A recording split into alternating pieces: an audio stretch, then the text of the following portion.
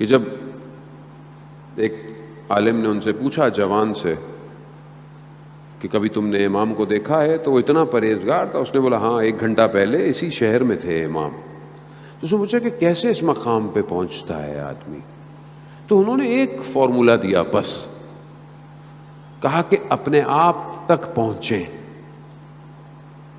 یعنی اپنے آپ تک پہنچنے کا کیا مطلب؟ مثال کے طور پر خدا نہ خواستہ آپ بیمار ہو گئے، یا کوئی بیمار ہے، اب بیمار تو نہ دوائی کھا سکتا ہے، نہ کھانا کھا سکتا ہے، نہ اپنا خیال رکھ سکتا ہے، تو کون پہنچتا ہے اس تک؟ اگر ہاسپٹل میں ہے تو نرس، ڈاکٹر، کوئی جو اس کے ساتھ ہے، اٹینڈنٹ، وہ پہنچتا ہے تاکہ اس کی بیماری دور ہو، یہ صحیح ہو۔ وہ جوان کیا کہہ رہا ہے؟ خود اپنے آپ تک پہنچو، یعنی کوئی نہیں پہنچے گا، خود پہنچو، خود دیکھو مرض کیا ہے تمہارے اندر، خود جانتے ہو تمہیں کیا مشکل ہے۔ ہر انسان خود جانتا ہے، ایسا ہو ہی نہیں سکتا کہ آپ کو نہ پتا ہو کہ آپ کی پرابلم کیا ہے۔ آپ کو پتا ہے آپ کی پرابلم کیا ہے، میں جانتا ہوں میری مشکل کیا ہے، میں جانتا ہوں کہ میں جب بھی پرواز کرنے کی کوشش کرتا ہوں میں گر جاتا ہوں۔ کیوں گر رہا ہوں میں بار بار بار بار بار بار؟ اس کا مطلب میں ایک ہی جگہ گر رہا ہوں، تو میں کیوں نہیں اس کو صحیح کرتا؟ میرے اختیار میں نہیں ہے، میرے بس میں ہو، آپ کے اختیار میں نہیں ہے، تو اللہ نے آپ کو یہ دیے ہوئے نا جو با اختیار ہیں، ان کے دروں پہ آئے، ان کے دروں پہ آئے نا۔ زیارت جامع کبیرہ میں ہم پڑھتے ہیں کہ ہماری بازگشت، ہمارا پلٹنا، امام کہتے ہیں کہ تمہاری بازگشت، تمہارا پلٹنا ہماری طرف ہے، تم نے ہماری طرف ہی آنا ہے۔ خوب جب آنا ہی ہے تو خوب انہی کے دروازے پر آؤ، یہی بچائیں گے، کون بچائے گا؟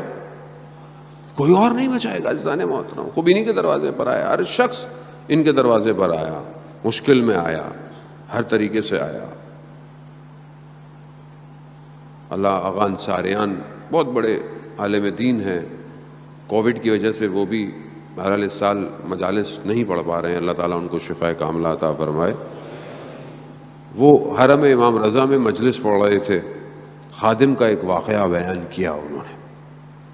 خادم حرم کا سو رہا ہے، اس نے خواب میں دیکھا، ظاہر ہے حرم کا خادم ہے، اس کا خواب بھی ویسے ہی ہے کہ امام آئے، کہا فلانے دروازے پر کوئی آیا ہے، اس کی حاجت کو پورا کرو۔ حرم کے بہت سارے دروازے ہیں، خدا آپ سب کو حرم امام رضا کی زیارت نصیب فرمائے۔ خوب کیا شان و شوکت ہے اس حرم کی، کیا کیفیت ہے اس حرم کے، ہر صحن کے اندر ایک الگ احساس پیدا ہوتا ہے۔ اتنے سال گزر گئے مجھے کہ انہی کا کرم ہے سب کچھ، جو بات اب تک بنی ہوئی ہے انہی حرم کے اس صحن میں آج تک مجھے یاد ہے۔ جب میں پہلی دفعہ زیارت پہ بھی گیا تھا، اس کے بعد امام نے ہمیں بلا ہی لیا، پڑھنے ہی آ جاؤ، یہیں کے ہو جاؤ۔ وہ جو کیفیت ہے میں آج تک اس کو محفوظ کیے ہوئے ہوں، اس صحن میں جو گوہر شاد کا صحن ہے۔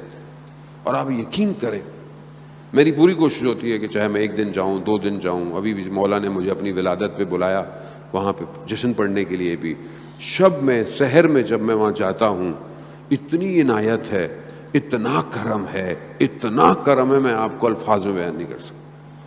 امام ایسی وادی میں لے جاتا ہے آپ کو کہ یہ اس حدیث کا مصداق ہے کہ خدا نے ہمارے ذریعے سے اپنے آپ کو پہچنوایا ہے۔ وہاں جاتے ہی مطلب توحید لبریز ہونا شروع ہو جاتی ہے۔ اب خادم گیا، دروازے پہ گیا، جا کے دیکھا تو کوئی شخص نظر نہیں آیا۔ جب دیکھا تو ایک کتا ہے، کتے نے جیسی خادم کو دیکھا تو مشہد کی گلیوں میں چلنا شروع ہو گیا۔ جاتے جاتے دیکھا ایک جگہ سڑک کنارے جو پانی بہ رہا ہوتا ہے اس کے اوپر جالی لگی ہوئی ہے، نالا جو ہوتا ہے صاف پانی گزرنے کا، دیکھا اس کا بچہ اس جالی میں پھنسا ہوا ہے۔ انہوں نے دیکھا، اس کو نکال لیا۔ آغا انصاریان حرم امام رضا کے اندر امام سے مخاطب ہوئے، یا امام رضا، ہم جانور سے کم تو نہیں مولا، آپ کی بارگاہ میں آئے ہوئے ہیں، کوئی نہیں بچائے گا ان کے علاوہ۔ عزیزان محترم، یہ جو مشکل ہے نا، صرف متصل ہونے کی دیر ہے، بس توسل کریں.